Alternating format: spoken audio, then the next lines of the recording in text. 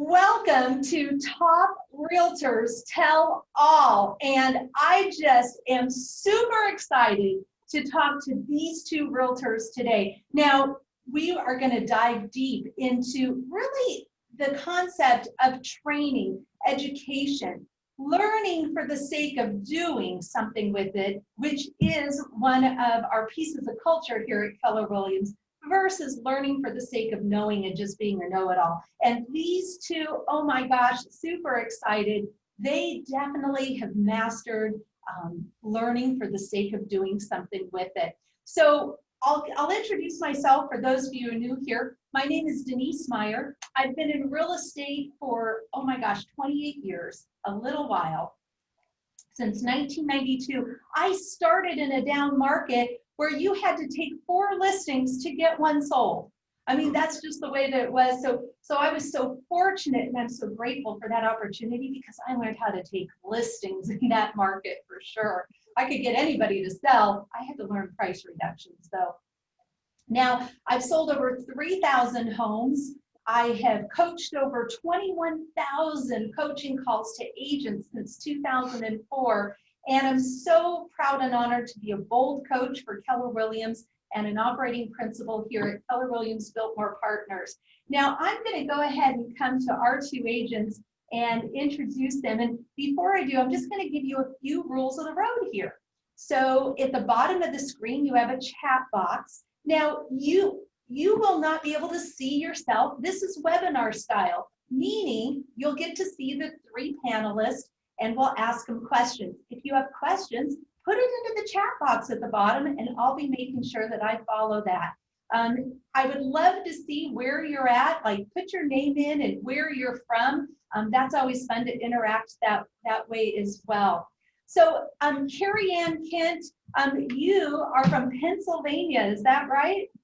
Sure, I'm outside of the Philadelphia suburbs.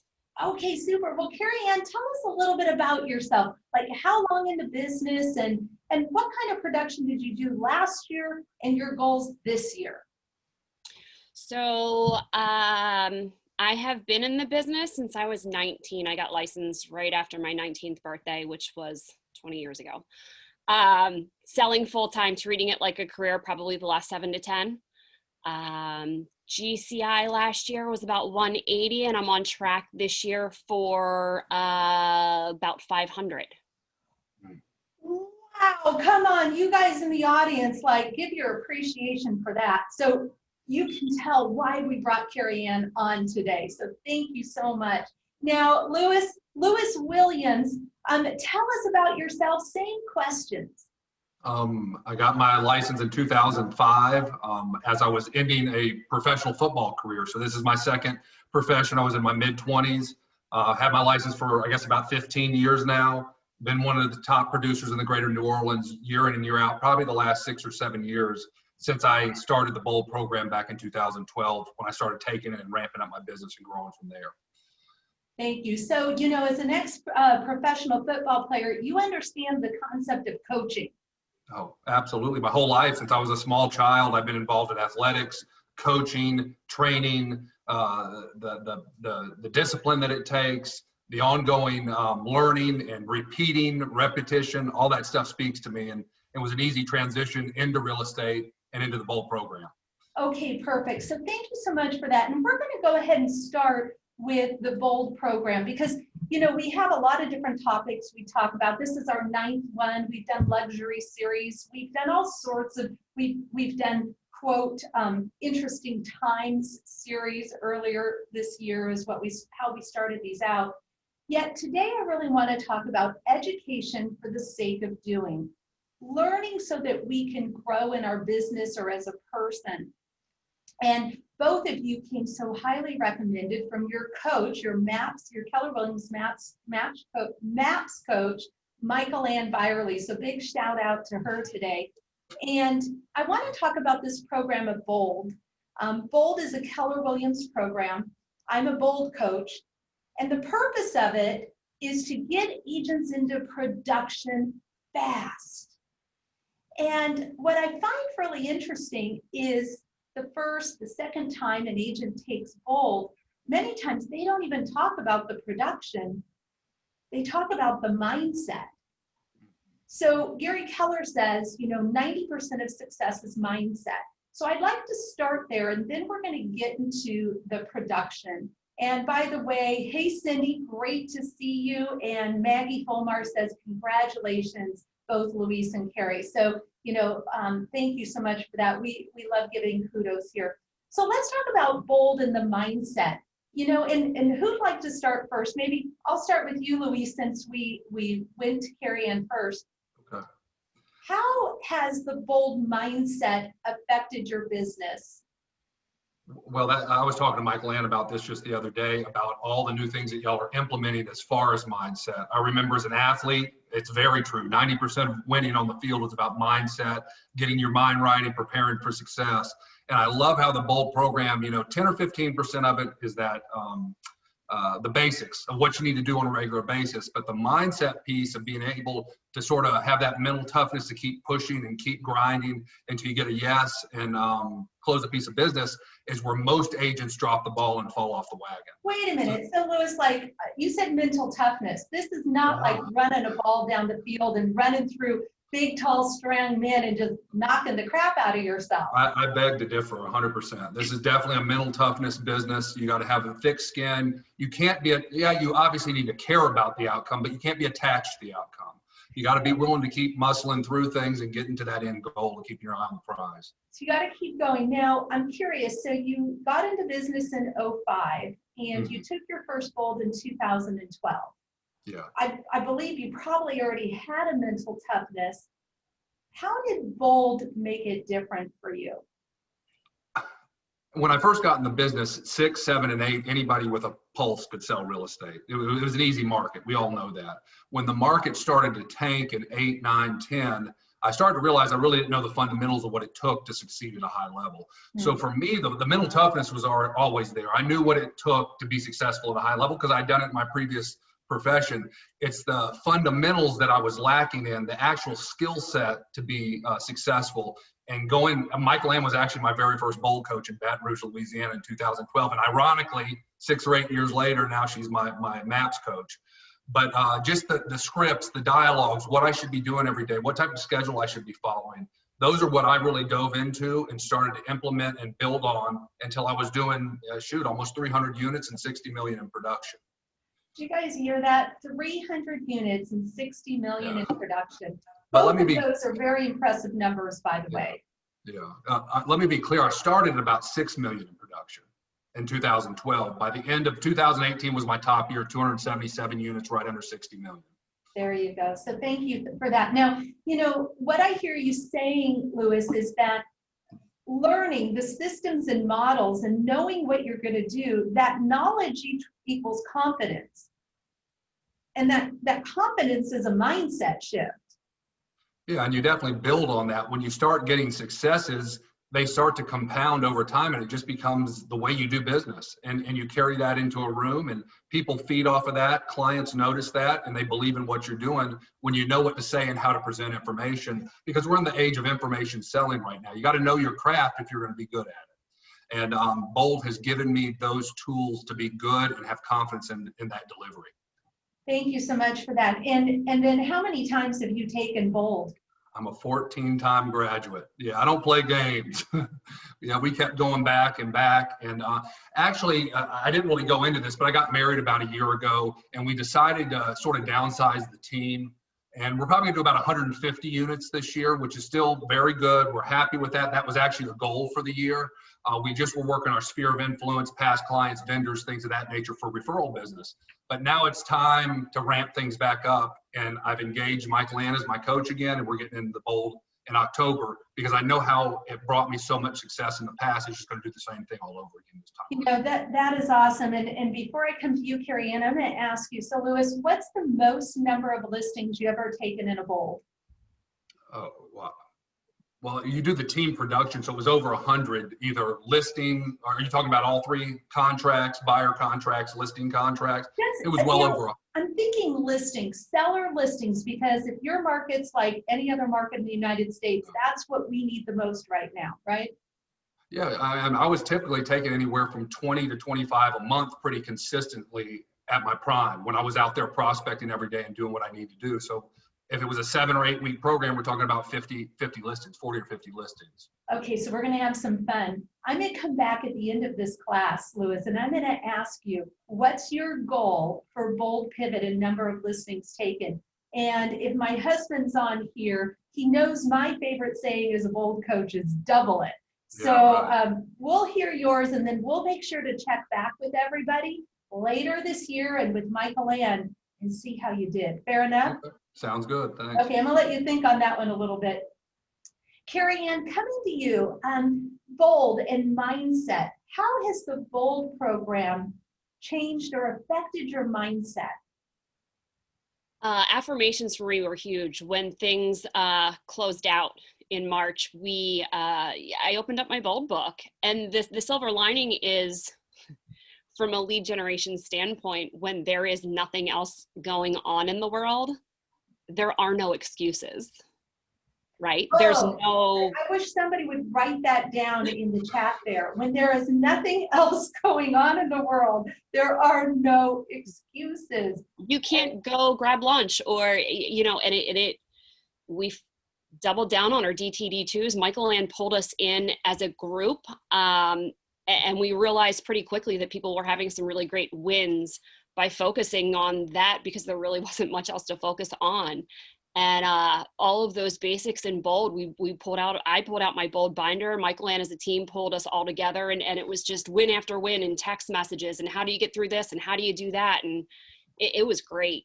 That team of the people that she coaches and having that Bold background was amazing. Oh my gosh, you're right. She is an amazing coach. I always learn when I get to spend time with her. And so let's talk about this. Now, Carrie Ann, I know that you have a slightly different story this year. You had a challenge in your business that you totally overcame. To my understanding, is to the tune of $140,000. 200. Oh my gosh, would you please share that with everyone? I didn't pay my taxes for 15 years. And I stuck my head in the sand. And I am coming out of this year after being shut down for 2 solid months with zero debt, no car payment, building a new house and buying it cash, furnishing it, and not a dollar owed to anybody anywhere. I got goosebumps, girlfriend. Yeah, me Wow. too. To the tune of $200,000. Yeah. You earned, I wrote down, $180,000 last year, so you're already a really good agent. To $500,000 this year. Yeah. Yep. How'd you do it? DTD2s, Bold. So for those who are watching who may not know what the DTD2 stands for, it's called Do the Database 2. So every week there's 26 letters in the alphabet. There's about 13 weeks in a quarter. So every week of the quarter, you call 2 letters of it. So like B's and O's you may call, or eggs and bacon, E's and B's, I think it's called eggs and bacon, right? Yeah. So every week you just simply call everyone in your database based upon those 2 letters. So tell us a little more about that now. So in February, March, April, we were not allowed to basically leave the house. And Michael Ann said, double down, go back, open your Bold book up, post that DTD2. I have it right in my calendar every day. And at the beginning of each week is the letters, and we doubled down. I'd spend all day in my PJs on the couch, texting, emailing, calling every single person in my database. And 3-4 hours a day, that's all I did. Now that is so cool. Now, obviously anybody could send text, anybody could make a phone call. How does Bold support you in doing those activities? It gives you the structure, it gives you the scripts, it gives you ideas of what to talk about if you haven't talked to somebody in a while. You know, there was just a lot of times where I'd open up and say, oh, I haven't talked to that client, or maybe it wasn't as good of a transaction as I wanted it to be in hindsight. And it helped me have the scripts to be able to rebuild that relationship or reconnect. And so again, anybody could go to their office, learn the scripts. How has Bold prepared you for that? Knowing what to say, knowing how to call and when. Command was a huge part of that, because if I talk to someone and they said they were having a tough time or they're homeschooling, I can go back to that in my next call and say, that's where it came from. And Bold teaches you all of that. And in fact, I think the next Bold has database cleanup in it, which I'm super excited about, because that was overwhelming to me. So I'm super excited to have a system behind it to be able to do that in such a cleaner way, instead of thinking about how I'm going to do it for the next 8 hours and not doing anything. Yeah, that's what I do. It's true. I've got a question here from Cindy Celio. She's up in Northern California, and she'd like to know, what did you say? Like, how did you start those random conversations? In February and March, every last one of them started out with, how are you? How are you holding up? Okay, and that's what we've been coaching, right? Just starting from there. And now we're into a different time period of this. And this is coming to both of you. What do those conversations sound like now? What's the script that you're starting off with now? I think it's like anything. We continue to use basically the same script, and now people are more hopeful. Things are changing. Rates are low. It just sort of spider webs into a million different opportunities. If you just touch people and come from contribution and listen to them, people are engaging. And if they've worked with you in the past, they know who you are. They're happy they did business with you, and it just starts to be a mutual thing. We're trying to help you and check in with you. And how can I help you, Lewis, in your business? It's sort of everybody's sort of camaraderie behind it as you get out of this certain time period that we're in right now. Lewis, I'm manning the Bold Facebook page right now, and somebody on there asked a question, and I gave them a text script. And, I just said, at the end of it, I said, let me know how I can reciprocate. And somebody asked the question, what did you mean by reciprocate? And I said, well, it's a mindset. It's a mindset with my database that we're all in this together. Mm-hmm. It's relationships are give and take and take and give, and they go back and forth. It's not one-sided. And so, when I think of my database, and, gosh, I would do, at the time, single agent. I never really had a big team, you guys, just, like one assistant. I do about 150 transactions a year, maybe 130 on off years. And I would these were my people. I do that from about 460 people in my database. And I just call, hey, what's going on? I got a buyer who wants to buy. I thought of your house, or you still like it? Darn, let me know when things change. Hey, we've got specials on carpet. Like, it's just a relationship. It's a tight relationship. It's reciprocal. And that was definitely a mind shift for me. When I was doing upwards of 250 units year in and year out, it was much more of a transactional business.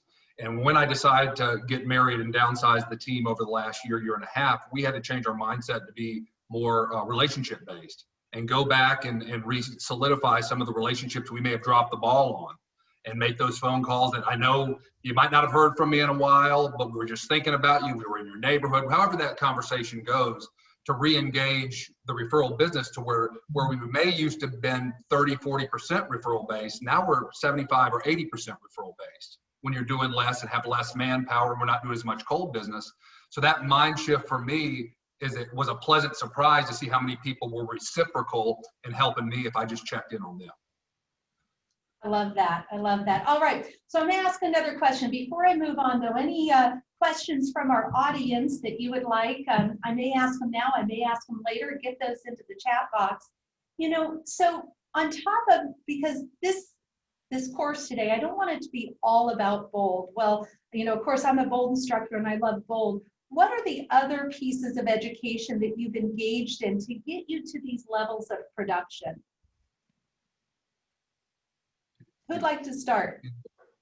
Go ahead. Carrie, I'll come to you. Sure, no problem. I take Bold at least once a year. Mega Camp was a game changer for me. The first time I went, I believe that's when I took myself from being non-capping to capping, and never looked back. And it was a huge opportunity. Someone gave me that opportunity, and it's important. you know, I always try to give that opportunity to someone else for Mega and family. I don't think I've missed one in 7 years. And now that I've been with MAPS, the masterminds, the regional and national masterminds, I love those. You know, I do everything I can to be on those. Awesome. Yeah, I would echo the same thing. Absolutely. The family reunion, mega camp, all the masterminds. I teach in my market center whenever I get the opportunity. I've taught regionally in our region when things like that come up, maybe on a listing presentation or prospecting or mindset, something of that nature. So just getting in front of people and I think just constantly growing your mind and thinking bigger and being around people that think big with you just naturally push you to the next level. It's so true. You know, we have, being in the coaching and training industry, we track everything. I know that surprises you. And one of the things that we have tracked is that when agents attend one outside training a year, their business does not significantly change. When an agent attends 2 trainings per year, and when I say that, it could be a Bold or a mega camp or taking a course on, you know, maybe one of our MAPS courses, they do something different twice a year. Their business goes up slightly. It does make a change. It makes them more of a consistent agent. Now the fun happens when an agent gets outside of their business 3 times a year. We see significant changes in growth in an agent's business because they're constantly looking to add things into their business. This true magic, though, happens when an agent attends a training once a quarter. Now, I want you to think of it this way. Let's say we're going to mega camp, right? We're going to see all our friends there, and we set a big goal this year, and I'm going to go after it. Now, it's only February, and so the odds are maybe, you know, you're nowhere close to completing the goal, yet I want to be on track for that goal because I'm going to see my friends. And I'm going to be sitting next to them like, how'd you do? Oh, I'm on track, or I'm ahead. So there's about a 2 to 3 week window leading up to an event that causes you to get into massive production. You go to the event, and of course that's a week. You come back and you've now got a month to 5 weeks after that event where you're just pushing and pushing and pushing it. And then if we're honest, it starts to fall off just a little bit. We get a little busy and, you know, old habits creep in. Now, if we get ourselves signed up for something in that next quarter, the same cycle comes again. Well, I'm going to go see my friends. I'm going to be in Bold. I got to get my database together so that I can build up. So when I walk into Bold, I'm just going to win that Bold trophy. And then it happens and then it falls off again. So, you know, kudos to both of you for truly, whether you knew the secret or not, it's getting yourself out of your business and focusing on that growth, a minimum of once a quarter. Even as you notice, a lot of our mega agents in our company, heck, they're going to something once a month. Yeah. So truly, truly important. All right, so I'm going to switch gears here a little bit. And, you know, I see our participants, and we've got agents, we've got newer agents, you know, a year or less in the business, and we've got agents 2-3 years in the business, and I even see some who've been in the business quite a while, maybe not as long as me, maybe. And I want to ask, so you went from here, and both of you had huge growth. And I want to talk about what 2 or 3 activities that you did, because we're talking to agents who would like to have some of what you have. What are the 2 or 3 activities you did that caused that success? Now you could go back, you know, think back to when you were looking to truly grow it from where you were then to where you are now. So who would like to start? Can we come to you, Lewis? I know several things, yeah.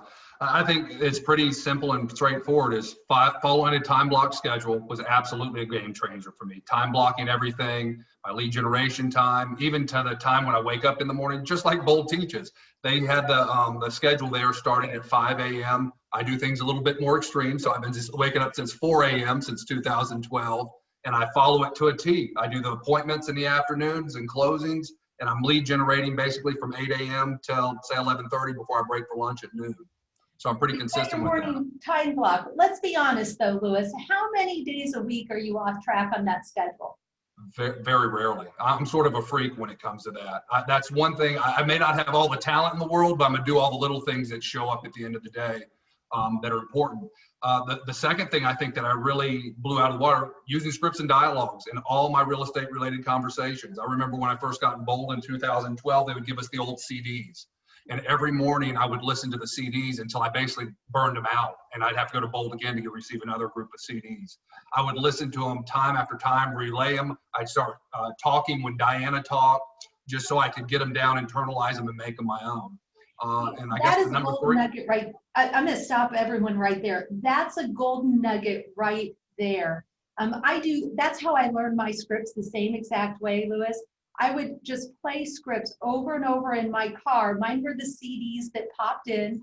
Yeah. And I would just say, whoever was talking, I would repeat almost right over them. I'd turn them down low and I'd speak loud. Right. I Absolutely. love that. I think I've heard agents say memorize, internalize, maximize, or something to that nature, or capitalize. So you have to memorize them first. You got to internalize them, and then you can make them your own and capitalize and utilize them. Last thing is just work. Go ahead. You had something for me? The last thing I had here was just work very hard. I had to put in some serious hours when I was ramping up. A 40-hour week was not a normal. It was going to be 50 or 60 plus hours every week on week, until I got to the point that I was not satisfied, but comfortable with the type of production I was doing. So follow a time block schedule, scripts and dialogues, and work like heck. You know, that work like heck, a lot of times I agree with that. You know, a couple things for those of you who are going, oh my gosh, I'm already working so hard already. When you first started, let's go back to that time block. When you first started, you heard you've got to have a time block and start with lead generation in the morning. How often did you stick to it then? I think I'm a little out of the norm because I was an athlete. I've always woke up early. I've always followed a time block schedule. And then when somebody was delivering me a secret all these realtors were using, it was just like, yeah, I've done that my whole life. Why not can I just keep sort of the marching orders that I did growing up into my mid-20s as a player in the National Football League? So it wasn't an unusual concept for me. I knew the importance of that type thing, and I dove right in, embraced it, and it just started to build my business exponentially. So I don't know if I'm the best person to answer that, because I know a lot of agents have a huge challenge around time block schedules. Louis, I think you're exactly the right person to answer that, because so many agents tell me, well, you don't know what happened, or this happened and I got off track, or this happened. And, you know, and I know this is being recorded, yet, you know, when my children, when I worked from home, I had an office in the home, I'd say, gosh, unless you're bleeding profusely or not breathing, don't open this door. And I get little love notes underneath, you know, can I have a sandwich? I'm like, well, yes, push it back. Yet it's got to be protected so that you can get back to your family in that time later in the day too. So thank you for that. Okay, Carrie Ann, what were the activities that got you to the next level? Finally internalizing and believing that if I did what I was supposed to do first, that I would have more freedom on the other side. And I fought that hard. Tell us a little bit more about that. I am not an early riser. I am not a morning person. And when there was nothing else to do, you know, I'm at almost pushing towards tripling my GCI, and I've taken more time off this year than I ever have. And I know everybody says it, like, if you do what you're supposed to do, you actually get more freedom on the backside, and the day doesn't take you away into a whirlwind of a mess. And I knew it, but like, I didn't know it in here until I lived it and built that. And I've taken more time off this year than I ever have in my life. So I'm going to ask you a question around this, because different end of the spectrum from Louis, and yet same result when you got it. Yet I'm going to ask, so Carrie Ann, did you follow the Bold schedule, or did you create a schedule that worked for you and stick to it? February, March, I did as much of a Bold schedule as I can make myself do. Now, truth be told, I'm trying to get back to that. And with the help of Zoom and other things, it makes it a lot easier because I don't have that travel time to account for. But what I do now is I sit down the night before and I sit down the week before. And if I have appointments or settlements that aren't in the most ideal of places, I make sure that before I do anything that I want to do, I block in what I need to do. You know, for those of you watching, I'll give you a tip. You know, we have one of our bold laws is don't compare your insides to other people's outsides. So when coaching an agent to a schedule or a time block schedule, you know, we always recommend that you put in your personal life first, right? So as an example, let's say that one person has children at home and school starts at 8:15, whether it be on Zoom or in the class or wherever, right? Or maybe somebody else has family at home they have to take care of. Or maybe somebody else has something they do at night. They work out in the fighting boxing club and they don't get home till 10 and they get up at 8 or 9 in the morning. It's not for us to judge what your schedule or what your life is like. Put the personal stuff in first. And then your time block, of course, always start with role playing and practicing those scripts, which rolls into lead generation. Yet as a coach, I'm honestly unattached if that starts at 8 a.m. or if that starts at 9 a.m. Or heck, I had a gal who was training for something and was in the gym every day from 5 to 10 a.m. and hers started at 11.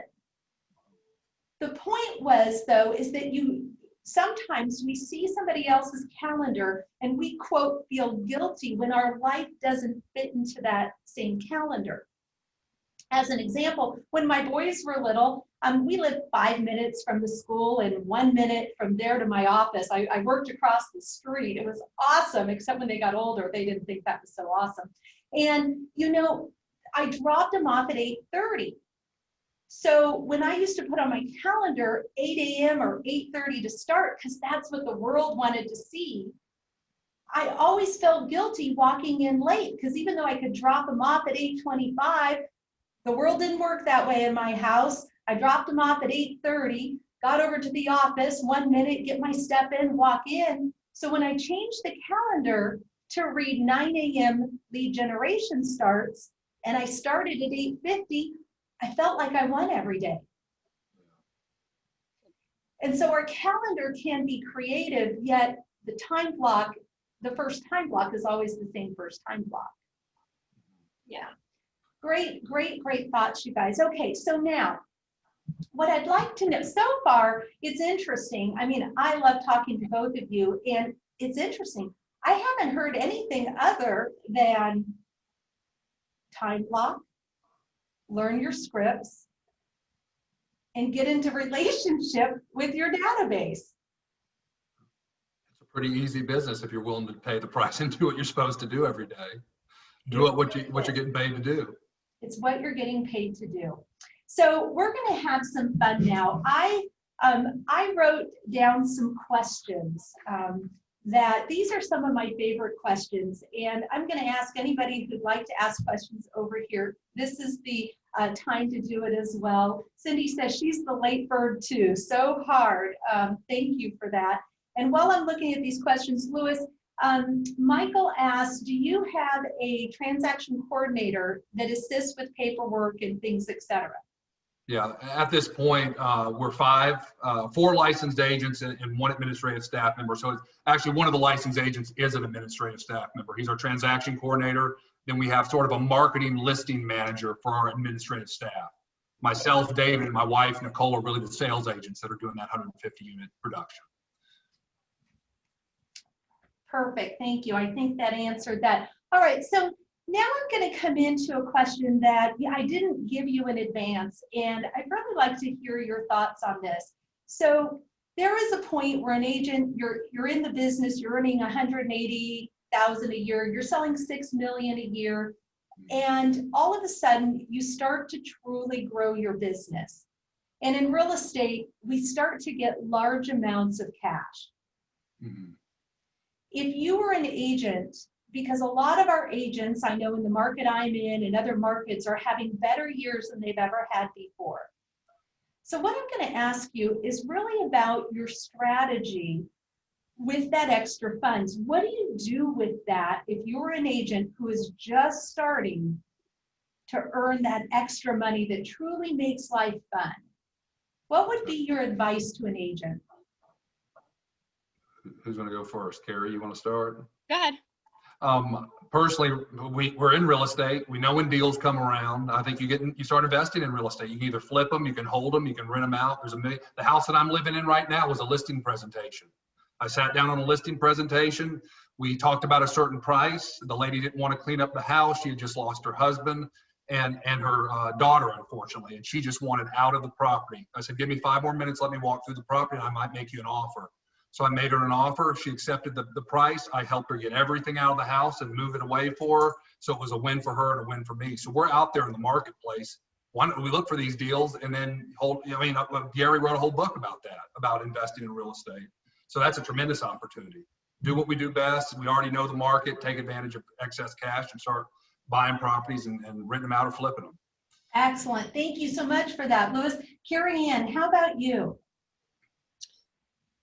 Can you say the question again so I make sure I'm answering the right things to my mind's? Yeah, because you're coming from a different place.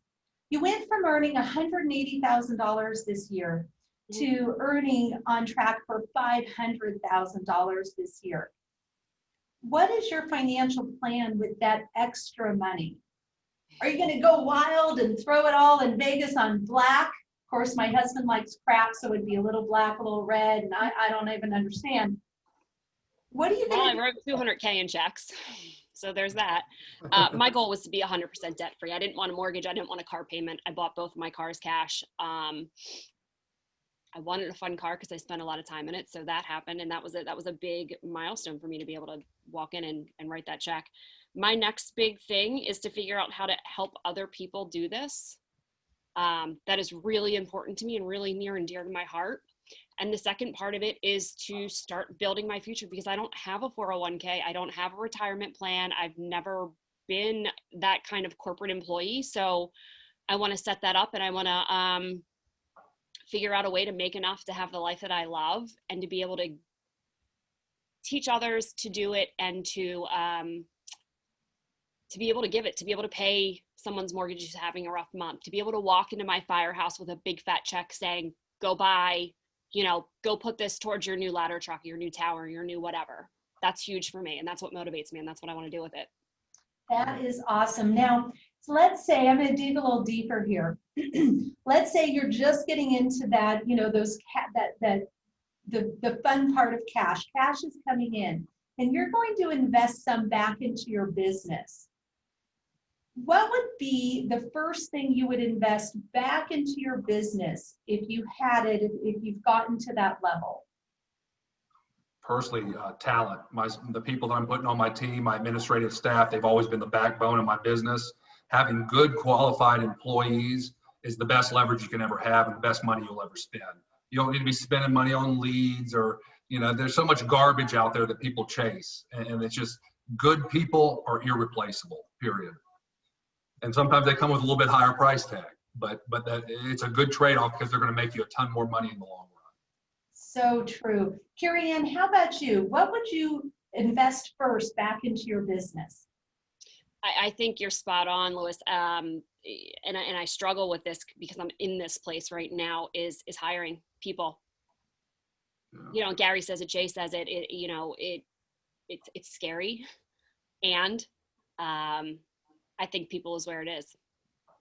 Well, we're going to be talking to Michael Ann about that, Carrie Ann. We do. Because I'm supposed to be reporting back to her after this, right? Yes, it's the number one topic of conversation right now. Yes, and for me, many times it's pouring back into education. That's another one. I agree that that first great hire, it's a doozy to get over, and yet we're leveraging month to month. We're not actually spending the whole year of salary in advance, right? We're leveraging, and by 90 days, we definitely should be getting a return for that investment of time and money that we put into talent. And on top of that is that education. You know, Gary Keller says that our education is an investment, coaching is an investment. And, you know, I think of every quarter, every year that personally I've attended 4 or more trainings, how much my business went up. And then the years where I went to less, maybe I stayed the same and maybe even went backwards a little bit. So education is super important as well. Now, coming forward, another question that I have for you guys is, what do you think are the biggest obstacles agents face today to succeed in real estate? What is the biggest obstacles that agents are facing today to get to that successful agent? Themselves, their brain. Yeah. I definitely agree with that.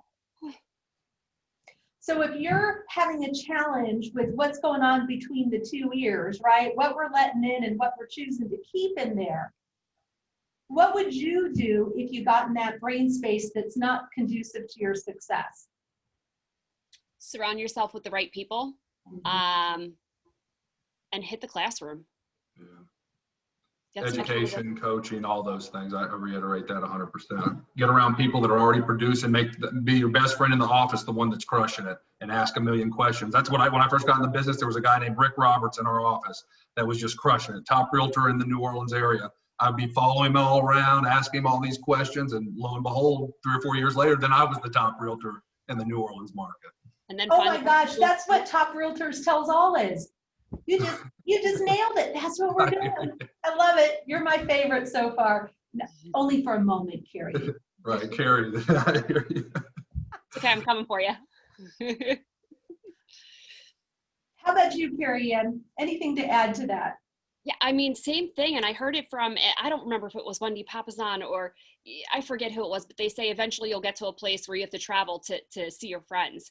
And, you know, it's great, but I love stuff like this. Like I'm the #1 agent in my office right now. And I feel so small right now or holding there? Oh, I'm holding there. And I feel so small right now. And it's so motivating to me seeing that what did you say? You did 150 transactions with an assistant? Like blows my mind. And I'm so amped to like go figure out how to do that and why I haven't done it yet. Right. Okay. And then can I coach you just a little bit real quick, Carrie Ann? Yeah. When we're not doing things that when we are not accomplishing what we intend to accomplish, never ask why. When we ask the question why, it cements in our brain exactly why.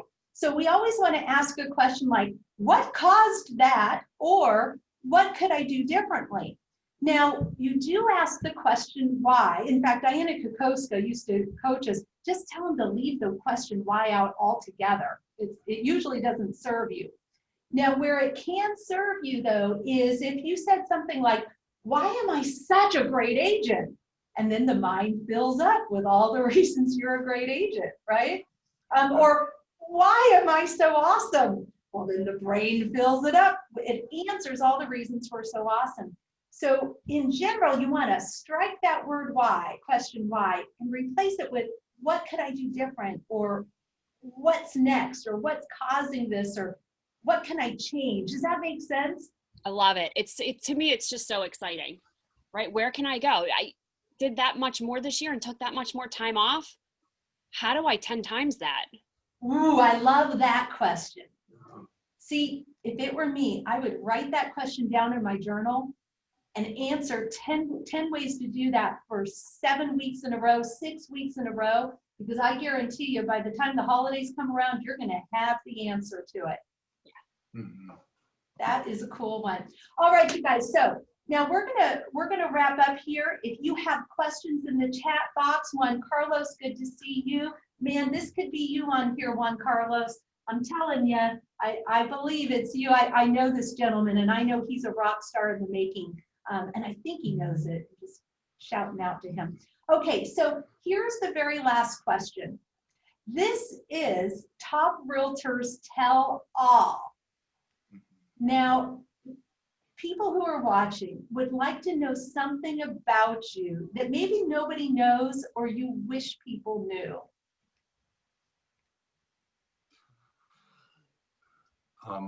I could, just like off the wall crazy stuff that somebody would know about me.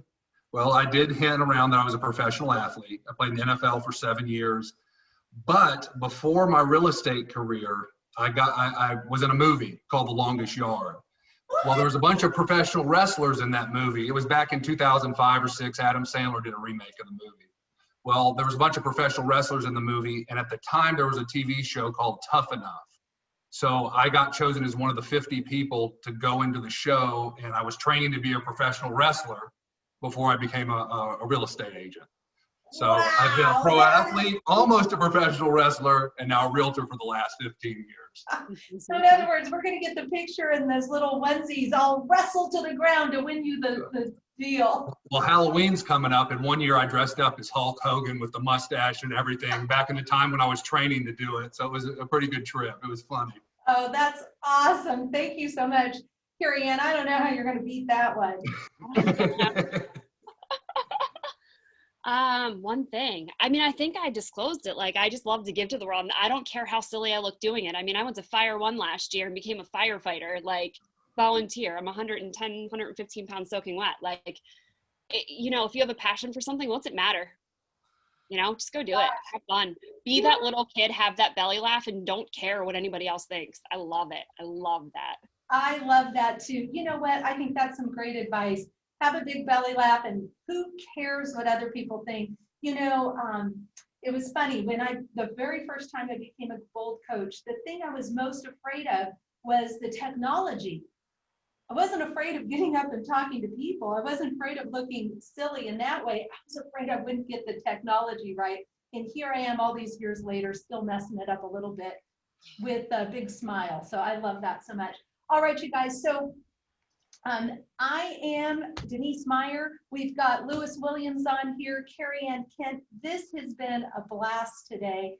And, you know, the things that I wrote down to take away from each of you is that it truly is just about sticking to the basics. Learn your scripts, do your lead generation, talk to your database, and do it consistently. I can so see why Michael Ann Byerly recommended the two of you for having this conversation around Bold, because Bold, business objective life by design, that's all that it is. It's doing your job, and it's building the habits that create everything that the two of you have. I'm so excited to interview you in, let's say, 5 years and see what you've done. That's going to be an even more exciting conversation. Carrie Ann, stay at the top. Forget about just being top of the market center. Maybe it's top of the state next. And then you got to go knock Willis off. You guys are we're going to do the wrestling. The firefighter against the professional wrestler. Yeah, that would be fun. You'll win, but it'll be really fun. Yeah, I'm a little bigger than her though. I'm 6'5", about 250 pounds still. So I think I could take care of 110 pounds. Well, we're going to get her 2 firefighters in the background. She might need them. Okay. All right, you guys. So get registered for Bold. Cindy says just signed up for the 3rd time this year. She's a rock star agent if you don't know her. I'm going to stay here, put your information in the chat box, and this will be posted on YouTube within 24 hours. You guys are the best. Just have an amazing day. Thank you, guys. This is a great honor. Thank you. Bye.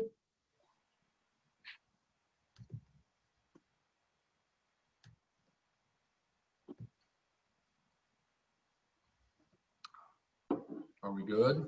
You're good. I'm going to stop the recording.